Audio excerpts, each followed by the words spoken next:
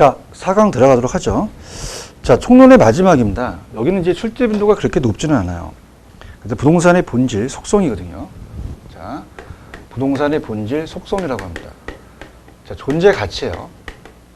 가치라는 것은 스스로 갖는 게 아니라 주체별로 부여하기 때문에 우리가 위치로서에 대한 가치가 있죠. 위치로서에 대한 부동산을 가는데, 자, 앞쪽에서 이제 제가 절대적 위치와 상대적 위치가 있다고 말씀을 드렸죠. 그래서 위치 파트는 뭐 그렇게 출제 빈도가 높지는 않습니다. 자, 그런데 위치의 가변성이라는 부동산의 특성이 인문적 특성이 있었어요. 자, 그래서 우리가 인문적 특성이 위치의 가변성이라는 게 있다. 그럼 절대적 위치와 상대적 위치를 봤을 때 상대적 위치에 따라서 사회적, 경제적, 행정적이 바뀝니다. 자, 근데 이건 감정평가 파트에 가치의 형성 요인의 일반적 요인이 나오거든요. 그때 가서 다시 해드리도록 하고요. 자, 29번지가 있고 30번지가 있다. 그럼 20번지에 아파트가 있다면, 자, 30번지에 공원이 들었으면 아파트의 가치가 올라갑니다. 그러면 29번지에 대한 위치는 절대 움직이지 않기 때문에 이걸 절대적 위치라고 그래요. 그래서 물리적 위치입니다. 물리적 위치. 그래서 우리 시험 문제에 이거를 지리적 좌표라고 나왔었어요. 그럼 지리적 좌표는 절대 불변이죠. 부동성 때문에 그렇습니다. 부동성 때문에. 자, 근데 어떻습니까? 우리가 자체적으로, 자, 공원이 있다. 공원이 있다는 자체는요. 자, 이건 상대적 위치가 바뀌어서 그렇죠. 항상 주변 환경이 중요하죠. 상대적 위치에 따라서 가치가 바뀌어요. 그럼 상대적 위치를 우리가 경제적 위치라고 하거든요. 그래서 이거는 우리가 가변적이고, 토지 옆에 토지가 있다는 인접성 때문에도 그렇고, 자, 우리가 인문적 특성에 제가 여기서는 이제 기본소에 있기 때문에 위치의 가변성이라는 게 있어요. 그럼 위치의 가변성이라고 한다는 것은, 자, 세 가지가 있거든요. 사회적, 경제적, 행정적 위치가 바뀝니다. 그죠? 그래서 이런 위치에 대한 것은요. 자, 우리가 세부적인 것은 나중에 제가 감정평가 때 갈 거예요. 감정평가 때. 이렇게 해서 이제 보시면서, 그럼 중요한 것은 상대적 위치에 따라 바뀐다. 상대적 위치가 더 중요하다. 그럼 상대적 위치를 나타내는 게 접근성입니다. 그러니까 접근성이라는 자체를 가지고 우리가 판단한다는 거죠. 자, 핵심 갑니다. 자, 그래서 요거는, 자, 위치가 지리적 좌표는 절대적 물리적 위치는 변하지 않고 주변 이용 상태에 따라서 상대적으로 바뀐다는 거예요. 그래서, 자, 요게 이제 우리가 이 투자 파트에 위치에 대한 그 사업성 위험이 위치적 위험이 있거든요. 자, 어떻습니까? 자체적으로, 만약에 쓰레기 매입장에 들어섰다? 값어치가 떨어지겠죠. 절대적 위치가 바뀐 게 아니라 상대적 위치가 바뀌어서 그래요. 자, 만약에 강남에 지금 땅값이 비싸다. 그럼 고조선서부터 지금 강남의 땅이라는 자체의 지리적 좌표는 움직임이 없어요. 불변인데, 가치가 올라갔다는 것은 고조선서부터 올라간 건 아니죠. 그래서 우리가 상대적 위치 때문에, 주변 상황이기 때문에 바뀌었다는 것은 인문적에 대한 환경이 더 중요하다는 얘기죠. 그래서 좌측에 보시면 192페이지 메뉴에 부동성 때문에 물리적 위치는 불변이지만 위치의 가변성과 인접성 때문에 경제적 위치는 변한다. 이렇게 해서 보시면 되고요. 그 다음에 접근성이라는 게 중요합니다. 접근성은, 자, 항상 우리가 복합적으로 봐야 돼요. 자, 불변적이 아니라 항상 가변적이다. 자, 우리가 공원이 있다, 전철이 뚫렸다, 접근성이 좋죠. 불변적이 아니라 가변적이고요. 그 다음에 두 번째는 우리가 항상 상대적인 것을 얘기를 해요. 그래서, 그 일반적이라는 말을 쓰죠. 그래서, 시간적, 경제적, 거리적 부담이 적어야 됩니다. 그래서, 거리만 가까운 게 아니라 접근성은 모든 복합적이고 상대적 위치가 더 중요하고 절대적 위치만 개념을 갖는 건 근접성이거든요. 자, 어떻습니까? 예를 들어서, 자, 여기 공원이 있어요. 그럼 여기가 주택이 있다면 아이하고 엄마가 있습니다. 아이하고 엄마가. 40m 떨어졌다는 것은 그렇게 먼 거리는 아니거든요. 그러니까 물리적으로 그냥 거리를 잰 위치죠. 그죠? 물리적으로 이제 거리, 절대적인 위치죠. 그죠? 그래서, 물리적으로 그냥 잰 거리는 가까운데, 만약에 고속도로가 지나가요. 그럼 건너다가 뒤지겠죠. 그러면 복합적으로 봐야 됩니다. 그러니까 이 거리만 가깝다는 근접성보다는 접근성이 더 넓은 개념으로 볼 수 있어요. 그래서 복합적으로 봐야 되기 때문에, 자, 어떻습니까? 거리적도 따지지만 심리적이나 시간적 거리도 봐야 된다라는 거죠. 그래서 봅니다. 그럼 접근성이 좋을수록 자 우리가 학개론에서는요 항상은 반드시라는 것은요 예외가 없고 일반적이라는 것은 예외를 인정합니다. 예외를. 그래서 그러면 예외가 있다는 자체는 두 가지가 나왔었거든요. 시험 문제. 자, 우리가 만약에 오피스텔이 저철역 근처에 있는데 옆에 가스 처리장에 들어서면 위험하죠. 그래서 위험 혐오 시설이든지 아니면 쓰레기 매립장 같은 위험 혐오 시설, 그 다음에 가스 처리장은 위험하죠. 그 다음에 자, 시장 안의 주택은 안 맞잖아요. 시장은 상업지가 있어야 되고 주거지는 이제 어떻습니까? 이 주거용이니까 쾌적성이고 시장은 수익성이죠. 그럼 어떻습니까? 시장 안의 주택은 오히려 예외라고 볼 수 있어요. 그러면은 평가사 입장에서는 용도에 따라 접근성이 달라집니다. 용도를 결정하는 게 중요하죠. 용도에 따라 달라지더라. 그래서 용도를 먼저 결정하는 게 중요해요. 그래서 일반적이라는 말을 쓴다는 건 예외가 있죠. 그래서 입지 조건이 양호하고 그 가치가 크게 되나 인간을 위해서 필요한 경우라도 접근성이 너무 지나치면 혐오 대상이라든지 위험 혐오 대상, 그 다음에 너무 강가요인이 된다는 건 주택이 도로와 시장이 인접해 있다든지 혐오 시설이라든지 이런 거. 그 다음에 밑에 3번은 아까 얘기했고요. 용도에 따라 접근성의 중요성 평가하기 달라집니다.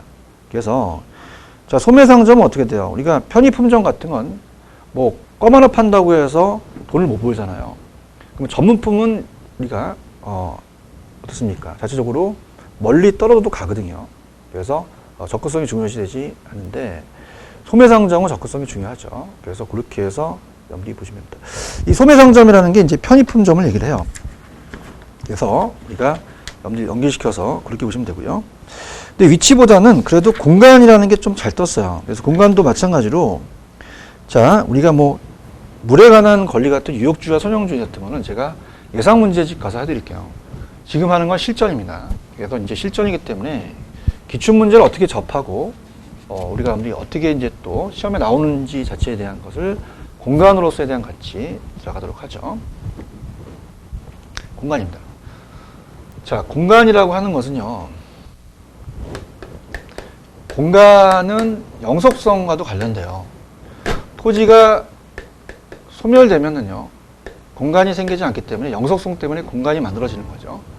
그래서 우리가 공간이라는 것은 3차원 공간이 있습니다. 지구 중심을 자르게 되면 자, 3차원 공간. 그래서 여기가 수평 공간. 여기가 공중 공간.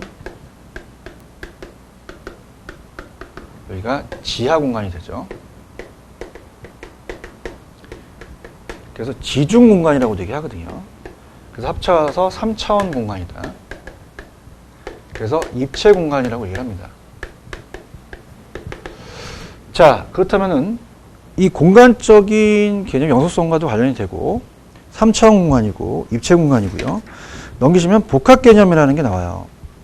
자, 복합 개념이라는 자체는 자, 우리가 이제 배우실 게 소유권도 공간적 범위로 소유권이 적용이 되죠. 그래서 수평 공간을 이용할 수 있는 권리가 지평권이고요. 공중 공간을 이용할 수 있는 권리가 공중권입니다. 지하를 이용할 수 있는 권리가 지하권이죠. 자, 소유권과 관련되니까 이런 것들은 법적이에요. 공간을 보는 것은 기술적이고요. 자, 우리도 가치가 있어요. 공간에. 그럼 땅의 가치가 있고 공간의 가치가 있기 때문에 가치라는 것은 경제적이다. 그러니까 복합 개념으로 보자는 얘기입니다. 자, 근데 이제 그 밑에 보시면은 토지에 대한 소유권이라는 것이 민법 212조에 무한대로 뻗어나가는 게 아니라 정당한 이익 있는 범위 내에서 상하에 미친다고 돼 있어요. 그 상하에 미치는 것은 개인의 소유권이 인정되는 사적을 얘기하거든요. 그러면서 밑에 지표권은 그냥 수평공간을 이용할 수 있어서 배타적으로 이용할 수 있는 작물을 경작하거나 어떤 식물의 신축, 건물의 신축, 지표수의 이용인데 자, 유역주의와 선형주의는 그냥 예전에 했었기 때문에 잘 시험에 안 나옵니다. 그래서 잘 안 나오기 때문에 나중에 예상 문제 풀 때 그때 가서 해드리고요. 자, 실전은 지하권이에요. 그래서 요즘은 트렌드가 저나 타 강사들은 시험 나온 데만 이제 거의 다 중점적으로 가거든요. 안 나오는 부분은 어차피 기출문제집도 있고 예상문제집도 있어요. 그 예상문제집 나중에 여러분들이 보시는 게 좋아요.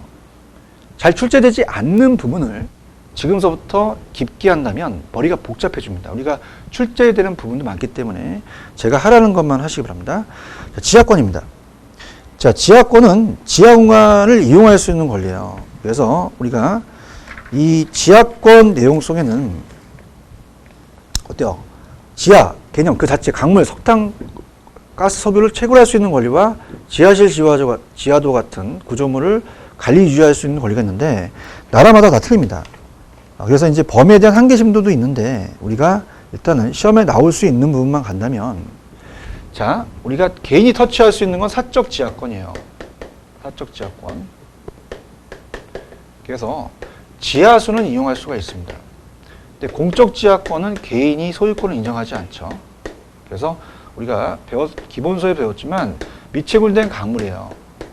자, 우리나라는 이제 그 미채굴된 강물, 그래서 국유권으로 갑니다.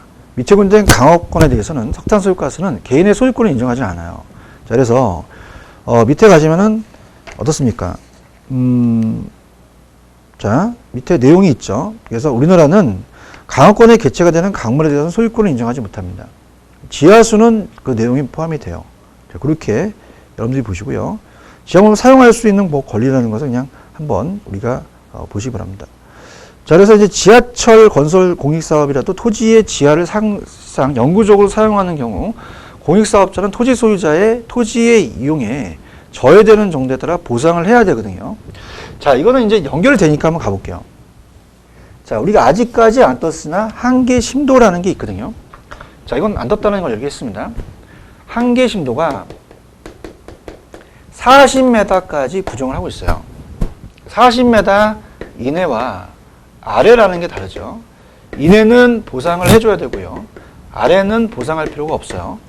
자, 그래서 우리가 보시게 되면은 토지 소유자 통상적 이용행위가 예상되지 않으며 지하시설 설치로 인해서 일반적 토지 이용에 지장이 없는 것으로 판단해 소유권에 관한 이익이 있는 지하기권의 깊이예요. 서울시 조례에서 40m까지 규정합니다. 자, 그래서 자, 우리 시험 문제 구분지상권이라는 게 나온 적이 있었거든요. 자, 그래서 이 구분지상권이 좀 어려워요. 자, 그래서 구분지상권은 자, 우리가 건물을 짓는다. 지상권이라는 자체는 토지의 지상권 계약을 맺어서 땅을 빌려 쓰는 것을 민법 시간에 배우십니다. 그러면 공중공간도 가능하고 지하공간도 가능해요. 그래서 지금 건물이 있다면 이 토지 소유자가 여기까지 이제 이 토지 소유권에 여기까지 이제 미치겠죠. 그러니까 공중을 구분지상권을 설정할 수가 있어요. 토지 상하에 우리가 어디를 빌려서 전부라고 아니고 상하의 범위에 정한다고 돼 있는데 공중과 지하가 다 가능하다는 거죠. 그 위에 여기를 빌려서 강고탑 같은 거 설치해서 임대료를 줄 수 있어요, 얘한테. 갑돌이한테. 그럼 우리가 구분지상권이라는 것은 시험 문제 나왔기 때문에 그렇습니다. 공중공간도 가능합니다. 근데 지하공간도 가능해요. 자, 지하철 공사가 지하철을 우리가 밑에 개인의 토지를 지나갈 때 이만큼을 또 사용할 수 있잖아요. 그러면 우리가 공중공간과 지하공간도 다 가능하다는 얘기입니다. 그래서 자, 거기 우리가 이번에 밑에 박스에 서울시 등 공공기관이 지하철 건설 등 입체 지하공간 개발을 위해서 타인 소유권의 지하공간을 이용해서 구분지상권을 설정했다. 이와 관련해서 서울시 조례에서 한계심도 이내는 보상을 해줘야 돼요. 그 토지에 대해서 지하공간 이용 깊이에 따른 이용조에 대해서 보상하도록 돼 있죠. 자, 공중권도 공중을 끝없이가 아니라 소유권자가 토지구역상 공중을 타인에게 방해받지 않는 일정한 고도까지가 미칩니다. 자, 그럼 우리가 개인이 미칠 수 있는 게 사적이에요. 사적 공주권과 그 다음에 공적 공주권이라는 게 있거든요. 공적 공주권은 자, 항공기가 왔다 갔다 해서 통행료를 받을 수 없어요. 항공기 통행, 항공권이라든지 그 다음에 전파의 발착, 그죠? 이런 것들은 다 공익 목적입니다. 개인의 거가 아니죠. 그래서 우리가 전파권은 다 사적이 아니라 공적이다. 자, 사적은 일조권, 조망권이라는 자체 어때요? 햇빛을 받을 수 있는 일조권과 한강이 보이는 조망권. 그 다음에 우리가 TDR이라는 자체가 나중에 개발 파트에서 배우실 텐데, 그냥 TDR이 없어요. 근데 개발권을 양도한다는 건 용적률을 사고 파는 거거든요. 그럼 우리 용적률이라는 것은, 자, 우리 공법 시간에 배우시는 내용이죠. 용적률은 그 건물을 위로 올릴 수 있는 것인데, 지하 공간은 삽입이 안 된다고 돼 있거든요. 자, 그럼 우리가 용적률에 대해서 나중에 TDR을 배우시게 되면요. 여기가 보전 지역이고, 여기가 개발 지역이라면, 자, 그린벨트를 묶인 갑돌이가 이용하지 못한다면, 여기 1, 2, 3, 4층을 못 짓게 하는 개발권에 대해서 우리가 어떻습니까? 사오게 돼 있어요. 그럼 이건 공중공간의 활용입니다. 그래서 TDR은 공중공간이지, TDR은 지하공간이 아닌 게 나왔거든요. 그 다음에 용적률 인센티브도 나중에 보이겠지만, 용적률에서 인센티브를 준다는 것은 다 지하가 아니라 공중이다. 근데 구분지상권은 다 둘 다 가능하죠. 자, 그 정도 알아두시고요. 밑에 참고는 거의 출제가 잘 안 돼요. 그래서 나중에 제가 나오면은 밑에는 그때 가서 해드리도록 하고요. 그 다음에 이제 넘겨보시면은, 자, 어떻습니까? 이제 박스로 정리를 하실 텐데, 토지 소유권의 공간적 범위는 토지에 대해서 소유권은 정당한 이익 있는 범위인데, 사회 통념이나 법이 허용하는 범위지 그 경제적까지 인정되는 범위입니다. 무한정이 아니죠. 그럼 참고란을 보셔서 별표를 한번 쳐보세요. 자, 이걸 제가 묶어놔봤어요. 그래서 소유권이 미치는 범위와 토지 소유권이 미치지 않는 범위로 나눠졌습니다. 자, 우리나라 강업권에 개체가 되는 강물에 대해서는 토지 소유권이 인정되지 않습니다. 그렇지만 지하수는 인정이 된다. 자, 토지 소유권은 토지의 구성물과 토지로부터 공유성이 없는 부착물에도 그 효력이 미칩니다.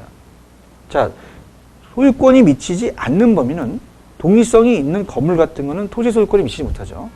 근데 앞쪽에서 우리가 이 담장이나 축대는 별도 동기가 아니야. 토지의 일부가 되어버리니까 독립성이 없거든요. 토지 소유권이 미칩니다.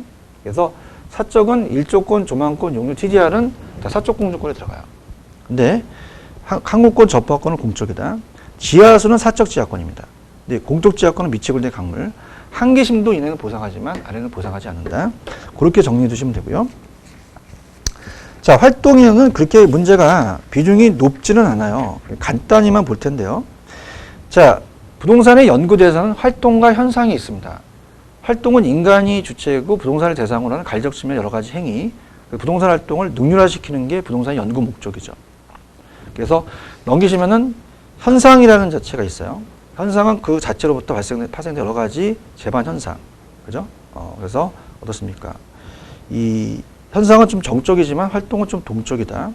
그래서 우리가 현상이라는 자체는 부동산 자체, 부정성 때문에 땅을 증가시킬 수 없이 땅값이 올라가는 본질로부터 올 수도 있고, 인간이 투기하면 땅값이 올라갈 수도 있다. 이렇게 해서 정리해 두시면 되고요. 그 다음에 전 페이지 보시면은 활동에는 주체가 있어요. 제1섹터가 공적이고 사적이 2섹터입니다. 합치면 3섹터라고 한다고 나중에 개발 파트 나옵니다. 그럼 공적 주체가 하는 역할은 뭐예요? 우리가 그 관리라든지 규제, 보조, 과세. 사적은 효율성을 강조하죠. 근데 공적은 형평성이라는 걸 앞에서 배우셨고요. 조합은 공적이지 않고 사적이다. 조합이 공적으로 들어가면 안 된다고 나왔고요. 자, 공적과 사적 중에서 가장 활발한 것은 사적 주체가 활발하겠죠. 그 다음에 자, 과학성은 이론이고 기술성은 실무입니다. 둘 다 중요하죠. 그래서 갖춰야 되고요.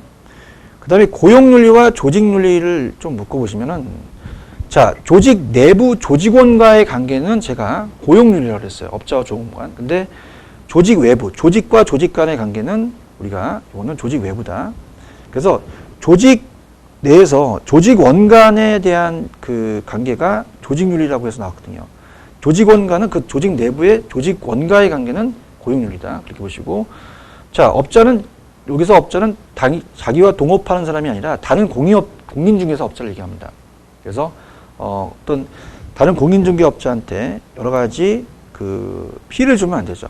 그래서 우리가 불리한 결과를 낳지 않아야 하기 때문에 선의의 경쟁을 해야 됩니까? 업자 관계는 조직윤리다. 조직 외부다. 협회가 있고 단체가 있죠. 우리가 공인중개사 협회가 있잖아요. 서비스는 의뢰인과의 관계고 공중은 공중과의 관계다.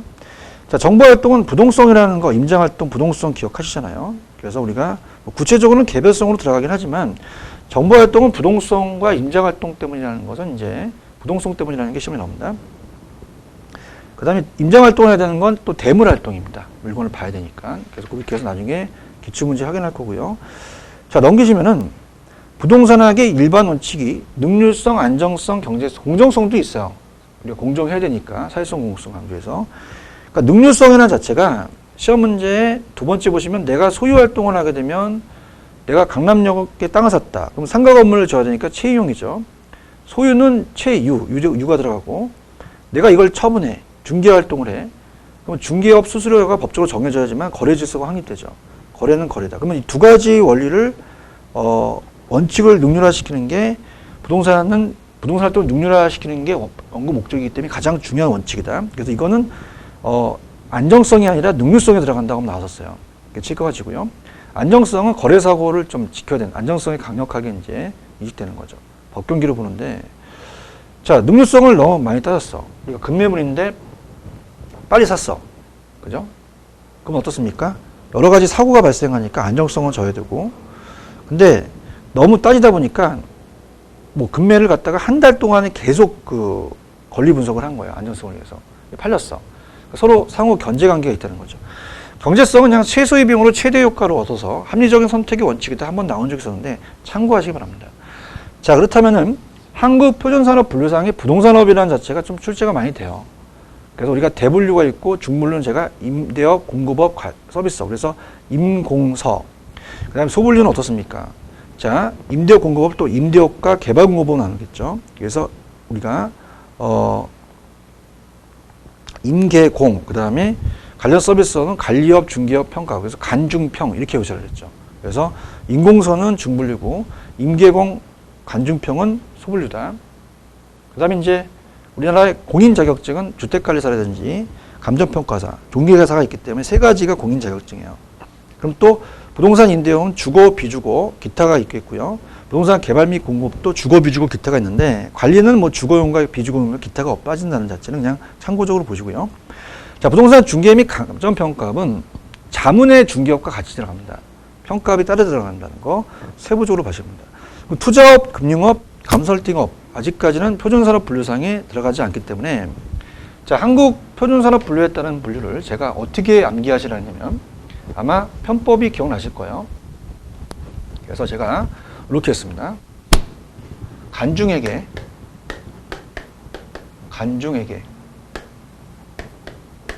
공개한 감자임 이렇게 얘기했죠. 자, 관은 뭡니까? 관리업이죠.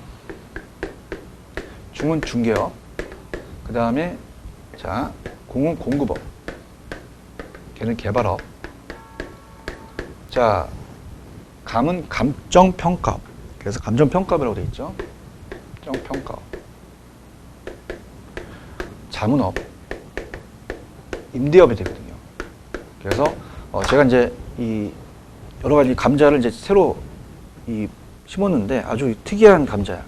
간중이 공개한단 말이야. 간중평. 그럼 여기에 투자, 금융, 컨설팅업, 권리 분석은 없어요. 그래서 이걸 암기하시면 좋습니다. 그래서 우리가 시험 문제는 중분류와 소분류를 바꿔서 나왔거든요. 중분류는 인공서, 소분류는 임계공, 간중평. 그래서 우리가 임계공은 자, 이렇게 해보세요. 우리가 1차 과목의 민법, 개론, 2차 과목의 공법이 중요 과목입니다.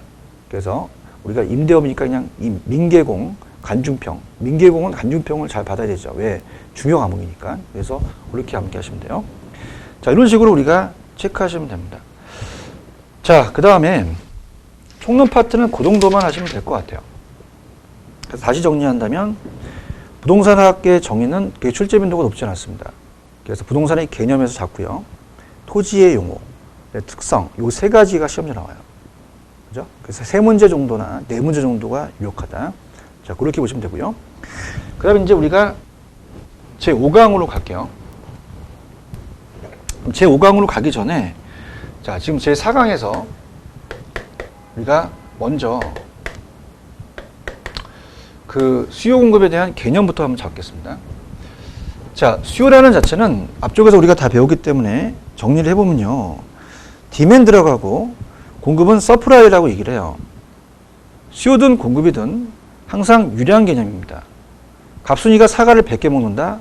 자, 적게 먹습니까? 많이 먹습니까? 모르죠. 자, 칠판 주개를 1000개 생산해요. 모릅니다. 그럼 항상 일정 기간이란 유리한 개념이고, 자, 우리가 이제 건설회사가 그 지역의 아파트를 생산하려면 수요 조사를 해야 돼요. 그래서 이 아파트 사시겠어요? 근데 어저께 샀는데요. 매너 그러면 안 되겠죠, 그죠? 그러면 우리가 산 게 중요한 게 사려고 하는 게 중요해요. 그죠? 그다음에 이제 공급도 어떻습니까? 팔려고 하는 의뢰된 양이 중요하죠. 근데 공급을 사시려면 얼마큼 팔린 게 중요한 게 아니라 팔려고 하는 게 중요하겠죠. 그래서 유리한 개념, 사전적 개념. 그다음에 항상 살 의사와 살 능력을 갖춘 유효 수요. 그다음에 유효 공급이라는 거. 특히 유효 수요는 이제 가처분 소득. 그래서 소득에서 조세를 뺀 가처분 소득에 대한 것을 그렇게 연결하시면은 연결이 돼요. 그다음에 두 가지 원하는 양은 최대 수량이 되죠. 가격이라는 자체는 나중에 제가 또 그 균형 가서 가격에 대해서 좀 비교를 해볼게요. 그 다음에 수요 법칙과 공급 법칙입니다. 자, 그래서 우리가 항상 이제 빨리 진행을 한다면 가격이 있으면 양이 있다.